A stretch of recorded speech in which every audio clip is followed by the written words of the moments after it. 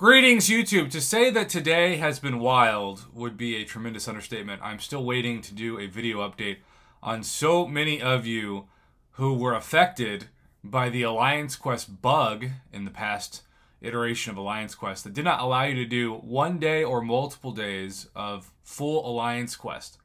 That obviously had a tremendously negative impact on those alliances' ability to get a decent score for their normal Alliance Quest rewards. Kabam, once they found out that people were basically screwed over with no fault of their own, should have just stopped Alliance Quest. But they wanted to keep making that coin in case they somehow had somebody that had to use units or purchases for revives, etc. And if you cancel something, then you basically guarantee that players won't have to use any more items or units to get through that cycle, especially if they're on, say, map 8. So, I will do a video on that whenever there's an update. Right now, we're still waiting from Kabam at the time of recording this video. But, we do have the new patch notes. 36.0. That means it has been 24 patches, which is a full 2 years worth of patches, since patch 12.0. which was March of years and years and years and years ago. It's been more than that in terms of reality, but it's 24 more patches. That's how I see it. Okay, so Gorr the God Butcher has corrupted a dozen of champions in the contest and is forcing them to mine star ore for the construction of his God Bomb. Help Valkyrie stop him by using star mine coordinates gaining from your daily login calendar to track down Gorr's thrall. Earn valuable star ore by defeating Gorr's minions and spin the star ore in the Valkyrie store on valuable rewards. I love side quest stores traditionally. Featuring champions seen in Thor, Love, and Thunder, even though they've said that they're not going to necessarily partner with movie releases, that ain't true this month. Gorr the God Butcher grew up in a harsh world where belief in the gods kept his people from falling to despair. After his family perished in the deadly environment, Gorr became disillusioned and swore vengeance against the gods in Arcadia. Blah, blah, blah. We are scrolling all the way down to this. Eternity of Pain, Anger. We already know. Pain is eternal, and soon a special set of challenges will be made available to Thronebreaker players now each week for 4 weeks. A new fight will be featured in the previous week's fight will be removed. The 5th fight will result in the culmination of your grief and anger, where you will be tasked with dealing with all 4 of the previous fights in each painful path. 1 week's fights will also be accompanied by solo objectives. We know that Satan's sister, Thora Jane Foster, has her own champion spotlight. That is for a different video to come out on my channel soon. Instant rank up offers. Players will now be able to spend units on the rank up screen to directly purchase any missing materials to complete a rank up for any 1 to 4 star champions. That's interesting. Those offers are normally very terrible, so we'll see more about that. Energy overage. Traditionally, if you used an energy item or leveled up, it would give you more energy than your cap. You would lose that excess energy. This hard cap has now been removed, and you will gain the full amount of energy from that item or level up. We've been asking for this for a while. We thought we'd get it this month, but they waited until July. Better late than never. While at or above the cap, energy will not be gained over time, and you won't be able to continue to use more items. Catalyst inventory adjustments. This is big. We have been asking for this for a couple years now, and finally they seem to have addressed it. Below are the increases for level 60, from 12 Tier 1 Alphas to 18. I think we should have capped those at 30. 18 is still a pathetically low amount, but better than nothing. Tier 4 Basic, 15 to 21, so both of those increased by 6. Tier 4 Class Catalyst increased to 24. That is significant, and it's strange that you got 8 increase for that, but the other 2 only got 6. Tier 2 Alpha.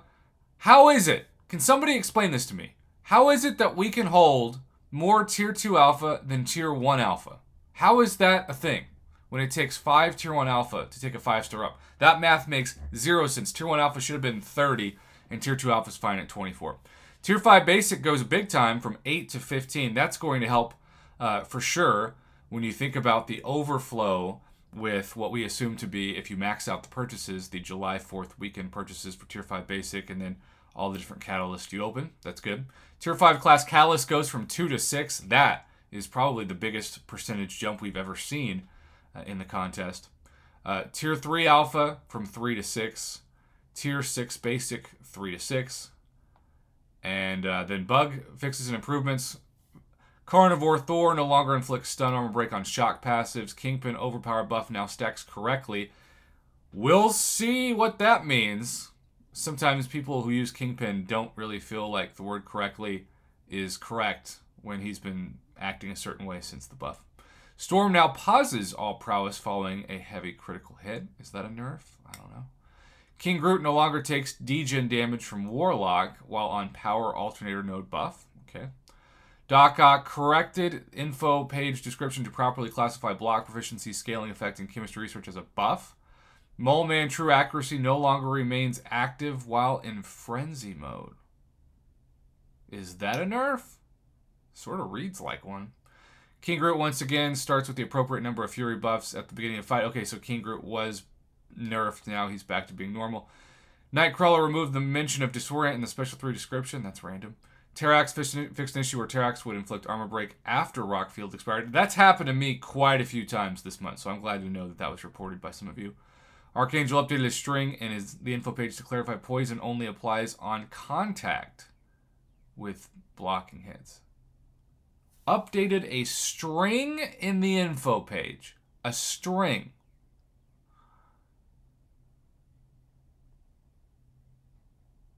Okay. Input System Refractor fixed an issue where players would perform an attack that was interrupted by Special 3. Achilles Heel fixed an issue where launching a Special 3 dealt no damage. Smorgasbord Node, Havoc's Plasma and Dragonman's F2 debuffs now interact correctly. Alliance Quest fixed an issue where the opponent would appear unawakened in the pre-fight screen and awakened in gameplay. Well, I mean, the biggest takeaway for me is this. I mean, it's the inventory caps. Finally, we've been asking for it. But at the same time, when it comes to tweaking champions' description or their reality, that has been a very kind of sneaky way for Kabam to provide what feels like a nerf to some champions, but they'll kind of just mention it briefly at the bottom of the patch notes, and then when we actually download the patch, suddenly things are going crazy. It is inevitable that there will be new bugs every month in the game. I know some of you say you aren't going to spend money until the bugs are fixed. Well, then you're going to be a free-to-play player for the rest of eternity because there will always be bugs in the game. But it does still beg the question, why can't Kabam launch the patch early and have people play it to figure out in their maybe beta servers what exactly we can anticipate being bugged? They rely on content creators, on forum posts to figure out the bugs, and sometimes it can be a huge pain, like the energy bug that froze the game when you ran out of energy last month. So, we'll see. We finally asked for it. I still think the Tier 1 Alpha inventory cap is pathetic and dumb, and I don't get it. But otherwise, the other increases I'm fine with. So there you go. Let me know what your thoughts are in the comments below. And as always, thanks for supporting my Marvel Casino Champions YouTube channel.